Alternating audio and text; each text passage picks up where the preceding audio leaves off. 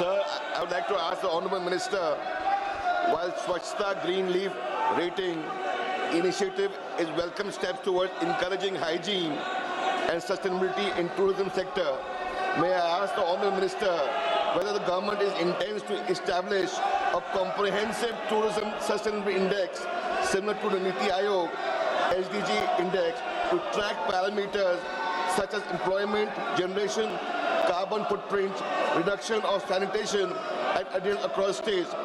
Furthermore, will the Minister consider offering fiscal and regulatory incentives for wider adoption of the SGLR standard in the sector? Lastly, I would to ask the Minister, is there any dashboard which the government is intends to put out which will help travelers to make their decision to stay at places?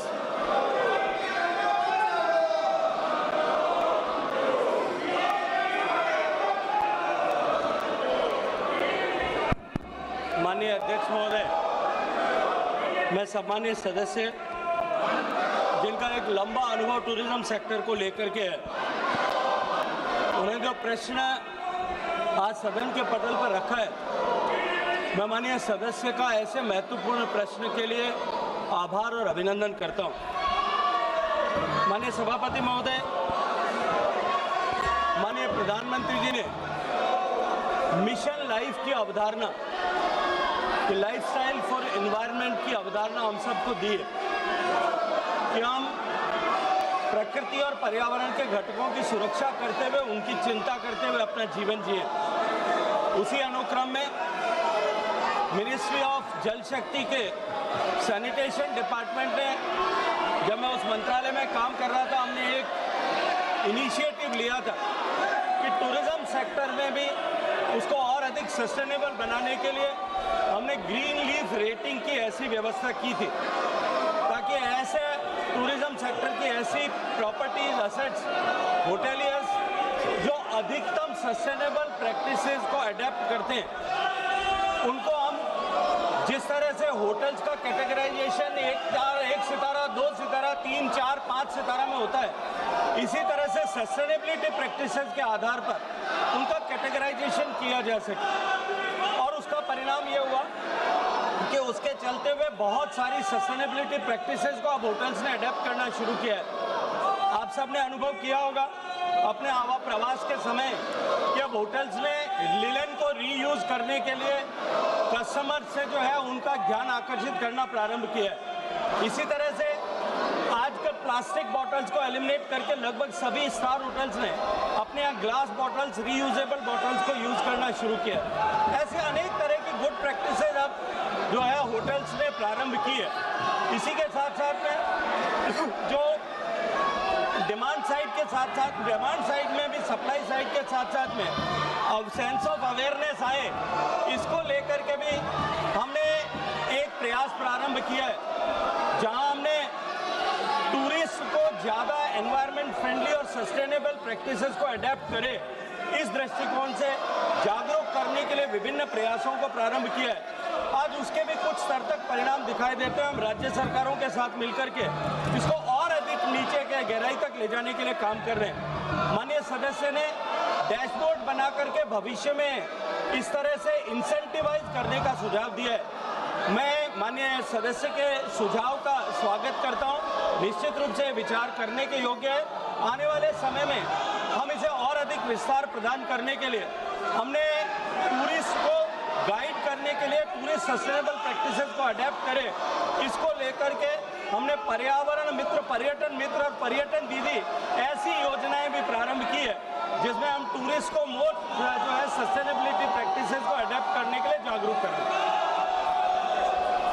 Sir, I would like to ask the second question. In light of the recent research published by the Nature Communication, which is a research foundation research paper, which finds that India, along with US and China, contribute to 60% increase in tourism-related carbon emission between 2009 to 19. May I ask globally, may I ask the Honourable Minister, measures taken by the government to reduce environment impact on tourism sector, particularly through low carbon transport, energy efficient infrastructure and ecotourism promotion. Additionally, industry like CAI and EY, Ernst & Young, has projected that India will need 61.3 lakh skilled workers in tourism sector by 2036. How does the ministry plan to ensure the growth of the sector and remain inclusive with targeting skilling and employment opportunities for women, scheduled caste, scheduled tribe and other backward regions, which will help to promote tourism and especially in the tourism states? धन्यवाद माननीय सभापति महोदय, माननीय अध्यक्ष महोदय। माननीय सदस्य ने दो अलग अलग प्रश्न किए हैं। हालांकि दूसरे प्रश्न का मूल प्रश्न से संबंध नहीं है, लेकिन फिर भी मैं माननीय सदस्य की संतुष्टि के लिए उसका प्रत्युत्तर देना चाहता हूँ। पहले प्रश्न जो उन्होंने पूछा, मुझे लगता है कि मैंने अपने फर्स्ट सप्लीमेंट्री को रिप्लाई करते हुए विस्तार से उस विषय को रखा है कि हमने सस्टेनेबिलिटी को इंसेंटिवाइज करने, सस्टेनेबल प्रैक्टिसेस को अडेप्ट करने, डिमांड और सप्लाई दोनों साइड में, उसके लिए बहुत सारी प्रैक्टिसेस को प्रारंभ किया है। टूरिज्म मूलतः प्रारंभिक रूप से राज्य का विषय है। राज्य सरकारों ने भी इस पर बहुत सारे इनिशिएटिव लिए हैं। सिक्किम ने अपने यहाँ पर जिस तरह से जीरो प्लास्टिक की कॉन्सेप्ट के साथ में काम करना शुरू किया है, से बहुत सारे डेस्टिनेशंस में इस तरह के गुड प्रैक्टिसेस को अडेप्ट करने का प्रभाव दिखाई देता है। अभी हाल ही में माननीय प्रधानमंत्री जी के नेतृत्व में उत्तर प्रदेश में जो प्रयागराज का कुंभ आयोजित हुआ, 66 करोड़ लोग वहाँ गए। लेकिन मैं जिम्मेदारी के साथ में कह सकता हूँ, पक्ष विपक्ष के सभी माननीय सांसदों ने वहाँ का जो है कुंभ में स्नान किया होगा, लेकिन कुंभ में जीरो प्लास्टिक उपयोग किया गया और प्लास्टिक वेस्ट वहाँ कलेक्ट नहीं हुआ। अगर हम सब लोग मिलकर के प्रयास करते हैं, निश्चित रूप से उसका परिणाम आता है। दूसरा, माननीय सदस्य ने एम्प्लॉयमेंट को लेकर के बात किया कि आने वाले समय में जो है स्किल्ड वर्कफोर्स की आवश्यकता पड़ेगी। जिस तरह से माननीय प्रधानमंत्री जी के नेतृत्व में अर्थव्यवस्था आगे बढ़ रही और देश के 30 करोड़ लोग गरीबी की रेखा के बाहर माननीय प्रधानमंत्री जी के द्वारा प्रारंभ की योजनाओं के कारण से निकल पाए, उसके कारण से भारत में टूरिज्म जो है, डोमेस्टिक टूरिज्म बहुत तेजी के साथ में बढ़ा है और हमारे इकोनॉमी की ग्रोथ के साथ में और अधिक विस्तार इसमें होगा। उसको लेकर के सारी दुनिया के लोग ये मानते हैं कि जिस गति के साथ में टूरिज्म बढ़ रहा है, उसके पैरी पास हो हमको स्किल्ड वर्कफोर्स की आवश्यकता पड़ेगी। भारत सरकार अपने इंस्टीट्यूट्स के माध्यम से लोगों को, युवाओं को इस कैरियर हॉस्पिटैलिटी इंडस्ट्री में अडेप्ट करने के लिए प्रेरित करती है और उनको ट्रेन करती है। हमने इसको और इंडस्ट्री फ्रेंडली बनाने के लिए दुनिया की जितनी ग्लोबल बड़ी चेन्स है जो भारत में प्रेजेंस है जिनका, उनके साथ में अपने इंस्टीट्यूट्स को पेयर किया ताकि वो और ज़्यादा इंडस्ट्रियल फ्रेंडली स्किल जो है प्राप्त कर सकें। इसके अलावा बहुत सारे राज्य के विश्वविद्यालय और प्राइवेट विश्वविद्यालय भी इसमें ट्रेनिंग दे रहे हैं। लेकिन मैं ये मानता हूँ कि कोई भी स्किल की ट्रेनिंग जो है वो डिमांड के सापेक्ष, ऑर्गेनिकली उसकी डिमांड के सापेक्ष में ट्रेनिंग फैसिलिटीज़ बढ़ती है। जैसे जैसे ट्रेनिंग फैसिलिटीज़ की आवश्यकता बढ़ेगी, मुझे लगता है सरकार के क्षेत्र में राज्य सरकारों के द्वारा और यूनिवर्सिटीज एकेडमिया के द्वारा इसको एड्रेस करने के स्वाभाविक रूप से प्रयास होंगे। लेकिन निश्चित रूप से मैं ये मानता हूँ कि जिस गति के साथ में भारत में टूरिज्म बढ़ रहा है, आने वाले समय में भारत में टूरिज्म जो है वो एग्रीकल्चर के बाद में सबसे ज़्यादा एम्प्लॉयमेंट का कंट्रीब्यूटर होगा और जो है जिस गति के साथ में हम बढ़ रहे हैं, आने वाले समय में जब भारत की अर्थव्यवस्था माननीय प्रधानमंत्री जी के नेतृत्व में 2047 तक जो अपेक्षित है, वहाँ पहुँचने तक tourism sector global rate of contribution of tourism जो है उसके अनुरूप 10% का कंट्रीब्यूटर बनेगी और निश्चित रूप से बड़े संख्या में लोगों को रोजगार उसके माध्यम से मिलेगा। माननीय सदस्य, क्या आप सदन बाधित करना चाहते हैं? ऑपरेशन सिंदूर पर चर्चा नहीं करना चाहते? नहीं करना चाहते चर्चा? मिस्टर गोगोई और आप सब राजनीतिक दल के लोग आए थे, आपने कहा ऑपरेशन सिंदूर पर चर्चा होनी चाहिए, फिर आप सदन बाधित कर रहे हैं। आखिर सदन आप क्यों नहीं चलने दे रहे? प्रश्नकाल माननीय सदस्यों का सबसे महत्वपूर्ण समय होता है। आखिर देश जानना चाहता है कि आप प्रश्नकाल क्यों स्थगित करना चाहते हैं।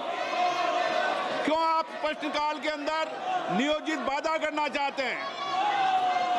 माननीय प्रतिपक्ष के नेता, आपके दल के नेताओं को समझाओ, इनको सदन में पर्चे फेंकने के लिए, तख्तियां लाने के लिए नहीं भेजा है।